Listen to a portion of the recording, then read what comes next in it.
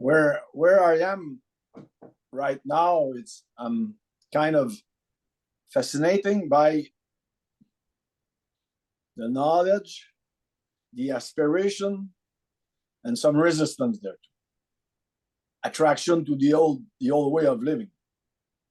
And I think the only thing to do is just observe and let these things go by themselves by doing bhajan and mantra. Yeah, there's really no old way, no new way. Because remember, all of that's just appearing on your spontaneous presence. Yeah. So the concept of the old way is because of an identification with a body form and a memory of this is how it was. Yeah. Or another thing that can happen sometimes is that you're, okay, now that I know myself in a real sense, like, can I have no ambition? Can I have no like, oh, I would like something, or oh, I would like this, or whatever? But no, you know yourself in a real sense. It's all within the bubble of illusion. So it's not like, you know, you're gonna cease wanting anything, or like, you know what I'm saying? Like, it's Christmas time, for instance. Okay, you go out and you buy presents. You buy presents for people. You go to people's houses, have a party. You know, I don't know if you're single or married, but either have a wife or asking some girl out or lady out for the thing. Yeah. That's all within the bubble of illusion, and it doesn't disturb your spirituality at all. No. So, old way, new way, there's no ways, because it's just presence. And all of this is appearing on presence. As Maharaj says, if we give to mind will start to like play tricks and say, oh, even, oh, you know yourself in a real sense. Oh, this is so blissful. Yes. Oh, now I'm not feeling this bliss. I must not be experiencing myself. But the one who's experienced the bliss and the no bliss is your own self. No. The one that sees old way and new way is your own self, which is neither old nor new. Okay. Yeah. It's just I, that very, very subtle sense of presence. And yet again, activities. It's Christmas time, you know, the people are inviting out to parties, and you know, you go and you enjoy, and you don't have to sit there and like Maharaj says, like a stone, like, oh, you see, I'm so spiritual, so I'm here at this party, but I know that I'm not here. This entire party is within my own self. No, you just like do your job, do your duties. Once you know yourself in a real sense, be natural, be normal.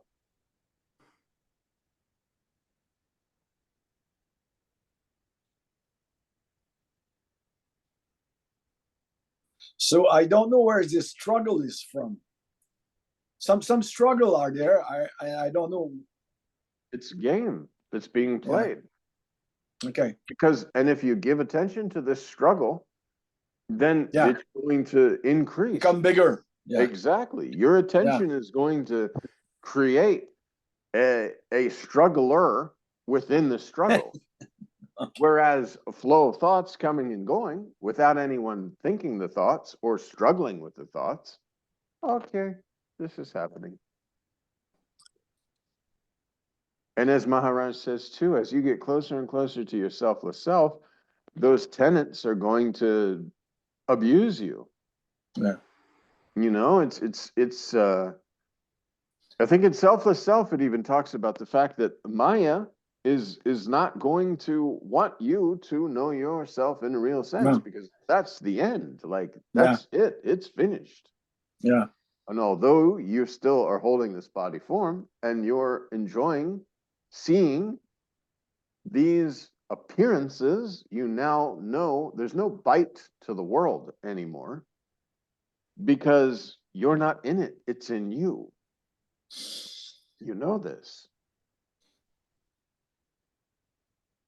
Even having a hard time, you know, at work or waiting in lines or with traffic or anything like this, you can, oh, just subtle, just die. Okay, it appears like I'm having trouble, but the one that I am is not having trouble. Maybe there's some kind of activity in the body, maybe even a nervousness or an increased heart rate or whatever. This has nothing to do with you. Your vehicle. It's a matter of remember all the time. Yes, yes. Truth. Just come back to the truth, and that's it. Yep. Remain with your selfless self. Just I. Be normal, be simple, be humble, be always with you. That's how Maharaj would put it. Like, be normal, be simple, be humble, be always with you. Be normal. Just normal. Yeah. Nothing special, nothing great, nothing depression either. And be simple. Just simply do your job, do your duties, whatever's in front of you, participate in that, and allow that scene to pass for the next. Be humble is don't have any kind of egoistic sense of I know something. You know, and even if you're talking with your friends or whatever, and you start, maybe they're asking you, oh, you know, I heard you listen to Maharaj, what's this about or whatever. Okay, just humbly, this is, you know, this is this, da da da. If you want to know more, there's Selfless Self, there's this book, and just that's it. Because there's no you. And without being normal, simple, and humble, there's the creation of a you on which concepts can stick. And then the biggest concept of, I am struggling with these concepts. Yeah. At the moment they are struggling, that means there's a you there, and just go back to the truth, and there's no you. Exactly. That's why Maharaj says, you're the projector, not the projections.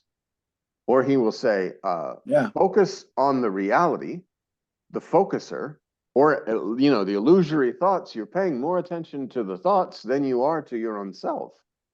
So whenever there's an appearance of a struggle, instead of kind of flowing along with the struggle or looking at what am I struggling with? No. Remain with your selfless self. Just refresh your memory. Oh. And now you don't have to do anything about the struggle because the struggle dissolves within your own self. It's only when you sort of decide to play along with the game of, oh, it's coming and going, or, oh, sometimes I feel presence strongly, sometimes I don't. Or there's a struggle between the old me and the new me, or there's a struggle between the old ways or the new ways. But all of this is just imaginary. And you don't have to flow along. This is why Maharaj says what thoughts to accept, what thoughts not to accept are up to you. And the easiest way not to accept a thought is not to consciously not accept the thought, but just remain with yourself. Ignore. Just ignore. Yeah. Well, direct attention back to that sense of presence, that selfless self. Yeah. Come back the there. Just I feeling. Okay. Because you are the answer to all your questions. You are the solution to all your problems. And all you have to do is remain with your selfless self. And these problems and these questions, they all dissolve. It can't be. Like we talk about, there's no place to hang a hat. There's no place to hang a concept because you are just with yourself. Good. Thank you. Good, yes.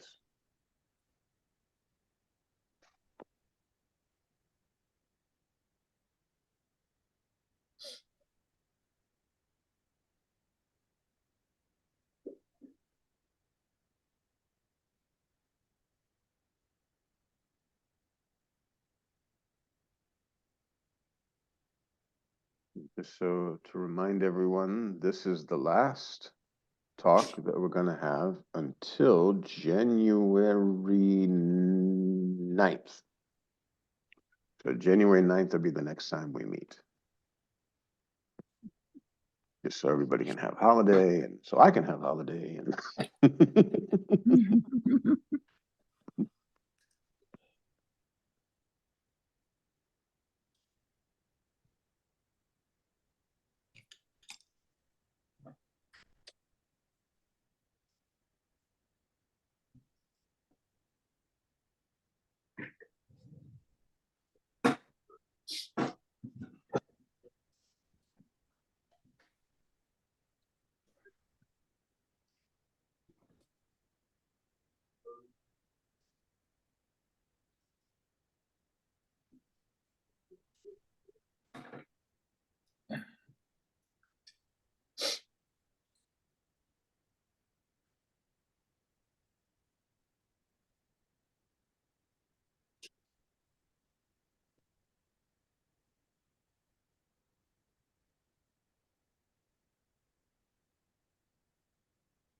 Yeah, I've mentioned that I'm not good at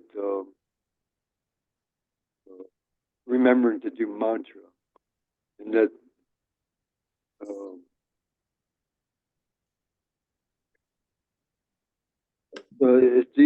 it's hard for me once I'm in the identification. I mean, I just won't think of it to do mantra for while I'm identifying with stuff and getting involved with purposeful actions that I think need to be done. Well, but mantra, as Maharaj would say, it's progressive step. You've already spoken about the fact that that sense of presence, you've felt that sense of presence, that very subtle just I. As Nisargadatta Maharaj says, that I am without words. Maharaj says selfless self without self. So mantra is not necessarily something that, you say, oh, okay, I default back to mantra. You can find yourself in any moment because you're always there. So if you start to get spun up or you start to realize, oh, that's what we were just discussing. If you start to realize something, instead of giving attention to the something that you think needs to be done by some kind of doer, that you're going to somehow create this concept of a doer to do this deed that desperately needs to be done, remain with yourself. Yeah, I can rest in that if Okay. I give it my attention. But once my attention gets involved with doing stuff, then I can't remember. Well, as I soon think as you maybe, notice, just pull it back. Just like we talk about, the chariot, the horses. Yes, you're in the chariot. You're trotting. Now the horses start to speed up a little bit. You say, whoa. And let's say the horses start to really speed up. Whoa, you pull it back. You don't let the horses just go crazy because then the cart starts spinning and flipping over and you wind up in a wreck. And then it's very hard. Think yeah, about that. The analogy of these horses. If the cart flips over, how much effort is it to get it back to where you're back to where you call normal? So rather than allowing these horses, these thoughts to flip you here and there, you pull back on the reins. Pull back on the reins is just sort of concentrating on your own selfless self. it's more like I can't do two things at once. Well, good. Then that other thing goes away. If you concentrate on yourself, then the other thing, if you can't do two things at once, that's even better. Because then this thing that isn't true dissolves because you decide to go with yourself. But then there is sometimes when there's like, okay, I'll be feeling like my true self and doing things at the same time. Yeah, And well, yeah, but you're just observing yourself usually. That's just like a basketball. Let's say Michael Jordan, for instance, famous basketball player. He talks about being in the zone. He gets the ball and he's just dribbling and so dunks the ball. He's not thinking about each and every step or each and every bounce of the ball, or you get in the zone. So when you know yourself in a real sense, this is the life. Scenes are appearing and disappearing, and it's just a very beautiful flow. You're in the zone of your own selfless self. well, I guess that's what. Hopefully, that will become more often because for most of the time it's like one or the other, but it can be like in a zone where everything's going on at the same time, where there's not, like what you're saying. Yeah, and when you notice it's not, then remain with yourself.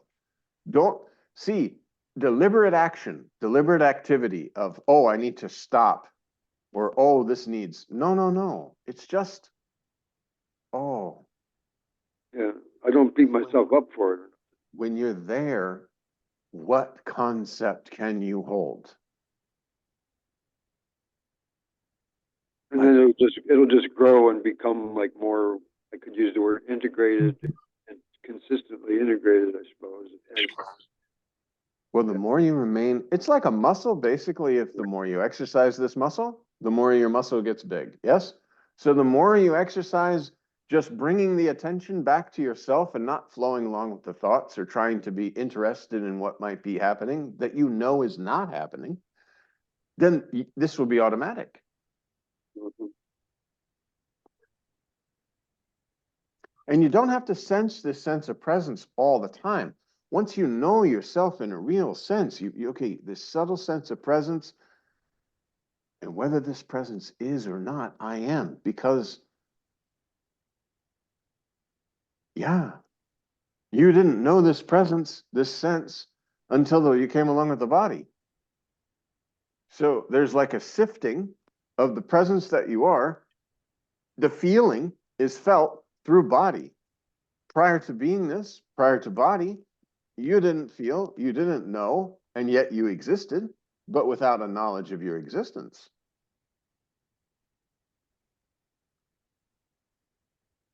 That then, when this knowledge of existence disappears, thus this body form is no longer able to sustain the essence, you're still there.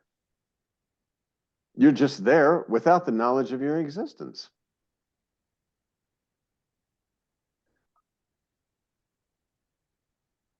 And yet again, it's not individual. See, when we say that, then you're suddenly like, oh, it just disappears for me. But nothing happens, because the illusory world, the long dream, the dream, you're no longer dreaming a specific point of view, but all your friends who knew you and who are attending the funeral to the body are still your own self. And even when they pass away, those friends or those children or whatever are still your own self.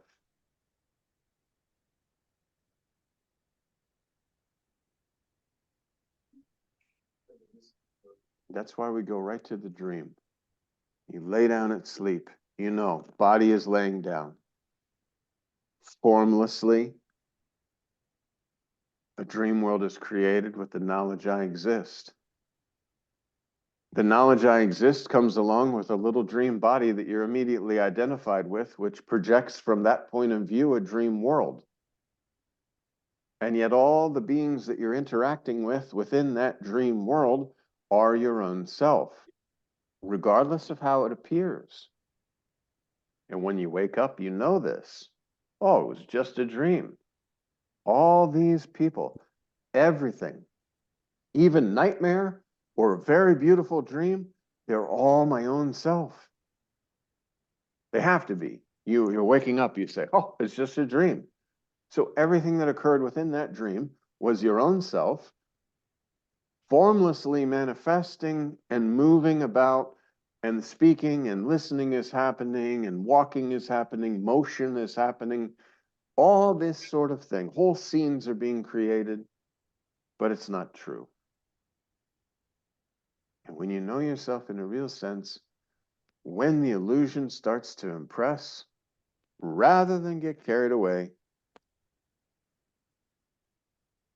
it's just a dream. It's a long dream. The holder of the body is experiencing a world which is not true. Ultimately, there's no experience, no experiencer, because you are formless. Just like waking up from the dream, ultimately, there was no experience, no experiencer, regardless of how the appearance was at the time that you were identified with a dream body in a dream world.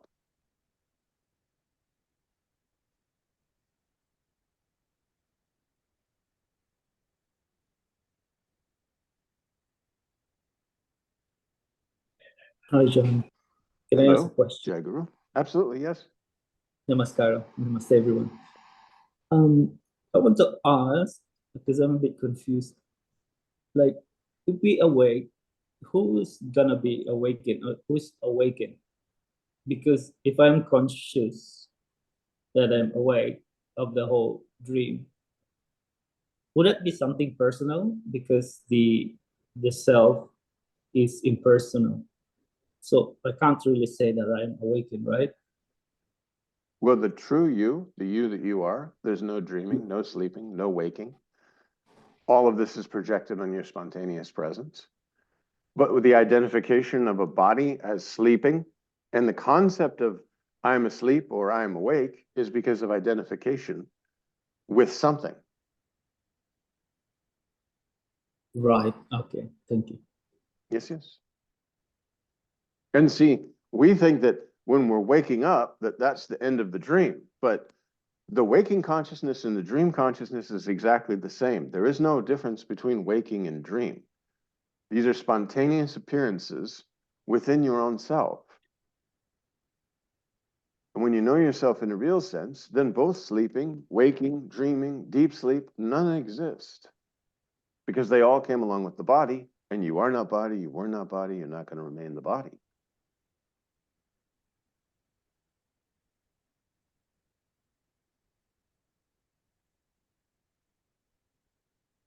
I think that's my problem because I'm trying to conceptualize. Because like in the deep sleep, there's always the disappearance of the world, that I am not conscious of my body, I'm not conscious of my surrounding. But when I wake up, then the world appears. But I don't know. Yes, and because there's the identification. Yeah, Yeah, the you kind of that you are, tricky. the you that you are doesn't sleep, isn't awake, isn't born, doesn't die. All these are appearances. When we say the deep sleep, oh, there's no knowing. And yet then this is the state of waking and the state of dreaming. So all of this is known by this formless knower. That's like everything is appearing on this presence. Otherwise, you would literally just go away. Like if deep sleep was a no knowing state and you were actually that state, then it would just dissolve. Like there could be nothing that's carrying through. But the background that you are, all of these states are appearing. And dream is used as an example, but waking and dreaming, one consciousness in which forms are appearing and disappearing, identification with a dream body, whether we call it waking dream or dreaming dream or nighttime dream or whatever, is what causes the appearance of experiencing. When you know yourself in a real sense, you are not body, you were not body, you're not going to remain the body. This subtle sense of presence that's felt, you sort of know. There's a knowing. And whether presence is there or not, you are. The knowledge of existence. Maharaj uses the example, knock, knock at the door. Who's there? Nobody's there. But somebody had to be there to say nobody's there. In order for the sense of existence to have appeared, there had to be an existence or a knowingness without the knowledge of existence or non-existence. There's no knowledge of non-existence, which is why a lot of people are afraid that, when they go to the void in a meditation, there's like, oh, there's nothing there. Like, that's very scary. Is that what it's going to be like when I leave the body? But then the concept is dissolved because there's a knower of the void. So you're prior to this. And the only way that this knowing of the void can occur is holding the body form, because that's the only way anything can be known. Otherwise, you are. There's nothing to know.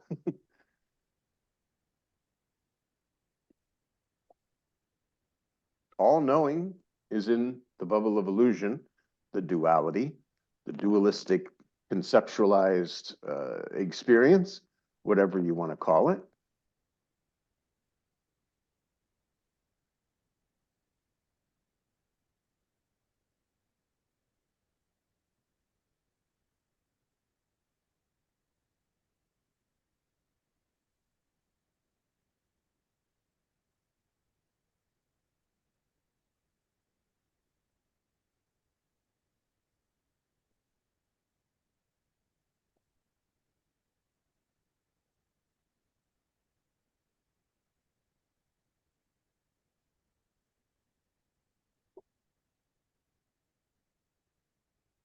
Would you say there's a difference between being and aware?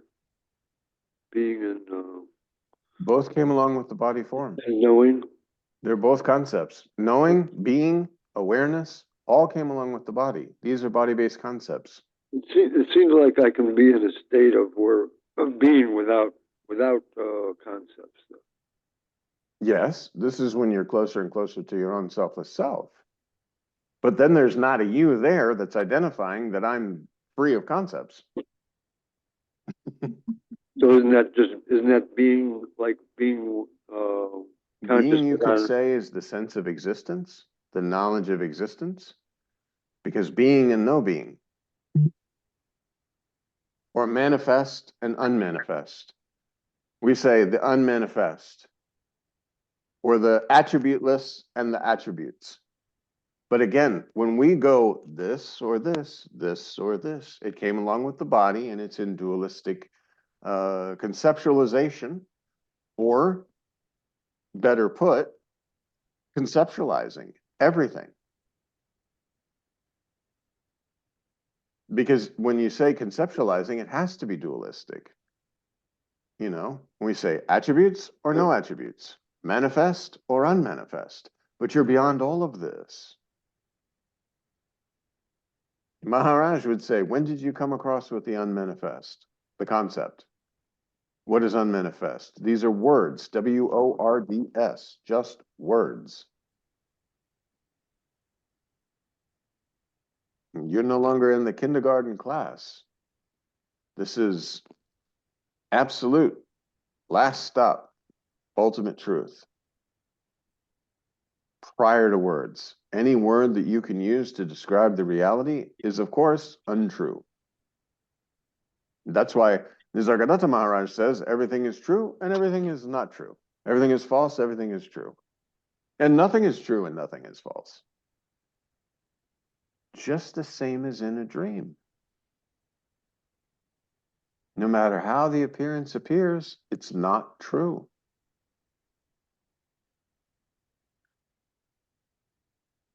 When Maharaj, I was listening to, because I like to, especially on New Year's Eve, I like to listen to all the Ramakant Maharaj USA videos, like throughout the whole, you know, the clock from like 11 into the new year. That's been like a kind of a ritual now for many years. And part of that is like, somebody asked the question, oh, this Maya and this and that. He says, there's no Maya at all. Because when did you come across with this Maya? You came across with body, the concept of Maya. But Maya means that which is not. So in words, and as you're holding this body and trying to give it to mind, ego, intellect, we say that which is not. But what is the need to talk about that which is not? Siddharmeshwara Maharaj puts it beautifully about all the ships that drown in the mirage. And we're speaking about this. We say, well, how many ships drown in the mirage? You know, how many ships have sunk in the mirage? Well, the mirage is a not true thing. So how could ships even be in something that's not true, except through concept? So, and when you really look at it, it's silly, because when you know yourself in a real sense, it loses these building blocks of concepts. You just shatter them. Then you see, oh, for a time I was playing with the blocks. Samadhi, Nirvikalpa Samadhi and Salvakalpa, or, you know, this is Samadhi and that Samadhi. I don't even know all the Samadhis, but all these different Samadhis, or the Satori, or the, you know, the koshas, the different shield. No, you're playing with the blocks. Throw that away and remain with yourself. Because the blocks can build a wall all the way around you, and you can feel nice and comfortable. And you can even say, look at how much knowledge I have gained of spirituality. I am so close to that enlightenment. But you've built this wall of concepts. And now you're living within that wall. That's all of illusion, isn't it? A wall of concepts. Yes, yes, but it's believed in. It's believed in. You have tremendous power, so it's impressed. Oh, this is why so many people are going and seeing all these different gurus, and the gurus name themselves Sri whatever, and you know, Amandamana and all this sort of stuff. And you believe you're on a spiritual journey, and then it's progressing. That's why Maharaj says last stop, because if you're in the teachings with Maharaj, and then you go to another guru, take another mantra, and then that guru says, oh, but you need this. Like he talks about, some will say, oh, but no, Brahman is something separate. And you need to progress towards Brahman and dissolve within Brahman, or something like this. But see, all of these are body-based concepts. It's okay. They got you here. As you were pretending to be someone separate and an individual, you went on a little spiritual journey, collecting information, which all pointed to, except your selfless self, there's no God, no Brahman, no Paramatman, no master, nothing is there except your selfless self. All the books say this, except for some books that might say, make sure that you do helpful service and that you try to cure your vasanas and you go to this pilgrimage because this will give you much power. Or like in my case, in the beginning with the Rudraksh beads, why don't you go and spend a lot of money to get all these 14 mukhi and 7 mukhi and all this and wear this Rudraksh necklace, because that's where the power is being absorbed and held. And that's why you're feeling this sense of presence. And there are many. So you believed that for a while. Of course, this was a belief. Yeah. Even, and it was so beautiful because when the food poisoning came, I had just taken the necklace off because I had listened to Maharaj, I need nothing. And then I got very sick. And I told Maharaj, I came and I said, Maharaj, I took the necklace off and my mind is pressuring me to say, look what you did. You offended this God. Yeah. And yet, we were very clear. If the necklace is put back on, I am trapped in this concept. It might as well be a right. thing. And so went through it, mantra. Instead of taking something and building more concepts, mantra to clear the concepts, because the fire is burning. And we just have to have these illusory layers no longer covering the fire. And then the power was flowing naturally with no cause, no outside thing needed. Are you free of concept now? There's nothing that it's not. All right, there's no you. Scenes are just appearing and disappearing and There's appearing. no you, yeah. And whatever, I get it. like we were talking about, it's Christmas time. I'll go to Christmas parties, interact with people, joke, laugh, have a great time. But it's just scenes appearing and disappearing. The self-consciousness or identification with the flow of thoughts is something as true, it's just not there. Right. There's no place to hang the hat of concepts, of identification, of anything. You just know yourself in a real sense. Well, this is Christmas time. We think of Jesus. He said, I am that I am. Yeah. They knew that. Absolutely. Before Abraham was, I am. I am, yes. You'll be in my Father's kingdom. We think That's it's some right. kind of a nice thing in the sky or whatever, but Father's kingdom is with your own selfless self. Yes, You no I am. longer have the Yes. illusory concepts that you're living in a Right. world full of struggle and strife, because they talk about heaven as the end of sickness, the end of suffering, the end of, well, how can you have all these things? Well, it's simple. You know yourself in a real sense, and you're no longer impressed with the illusory world that there is sickness, strife, struggle, all these sort of things. Right. Well, Jesus said, I have overcome the world. I think it was overcame concept, overcome any concept of what separation is. Yes, I have overcome the world. I've overcome the world. Yeah. Mm-hmm. And people still think they have to have an intermediary to discover that. All conceptual again. And yeah, again, even the writings of all the famous religions, they're brought about by people listening to someone who's speaking from that ultimate reality, but you're hearing it from a body form. So right. you are writing down, you know, he is the Son of God. This is this. You know, Buddha is this. Because the conceptualization is there in the listener and the speaker are one and the same, but there's a concept that I'm somehow separate. Right. And then when I'm listening to someone saying, I am the beginning, you know, no one gets to the Father except through me. Yes. My concept of me is this guy that's in front of me saying these things. But me is that. No one gets to the Father except through the door to the I am. On one side is the world, on the other side is your own self, and there's this sense of existence here. Right. And no one gets through the Father except through me. I am this sense of existence. I am. Yeah. I think that what's said in the New Testament, that it's more like people are looking at outside, but about the kingdom of heaven, but the kingdom is within me.